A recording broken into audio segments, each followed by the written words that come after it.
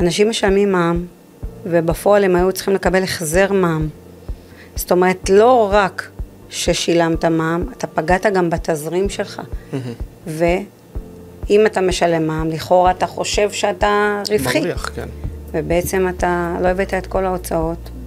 ואם היית מביא את כל ההוצאות, זאת אומרת, היית מבין שאתה בהפסד. אבל אם אני לא מביא למנהלת חשבונות שלי את ההוצאות, כאילו, מה היא אשמה? כאילו, מאיפה היא יודעת? בגדול, היא לא אשמה, אבל אם אני, כמנהלת חשבונות שאכפת לי מהלקוח, זה מה שאני לפחות עושה, אז אני עוברת לפני שאני סוגרת המע"מ, ורואה האם זה ריאלי הקפיצה בהכנסה, משווה לדוח חודש קודם, רוצה לראות אם יש איזה מגמת עלייה, סביר להניח שמישהו עלה בהכנסות, אז הוא גם עלה בהוצאות, עוברת קצת על המע"מ תשומות, זה נראה לי שחסר פה משהו, מתעניינת מדי פעם, כל זה, גם אם, סתם דוגמה, לא הבאת את החשבונית למע"מ הזה, אפשר לקחת אותו גם במע"מ הבא.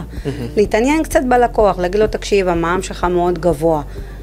יש סיבה? כן, הייתה לי הכנסה חד פעמית, אז אתה מבין שזה חד פעמית. ואיך, זה קצת להתעניין, איך הגעת לגידול הזה, יפה מאוד. כן, לקחתי איזה יועץ, לקחתי איזה, אז אוקיי, איפה החשבוניות שלו?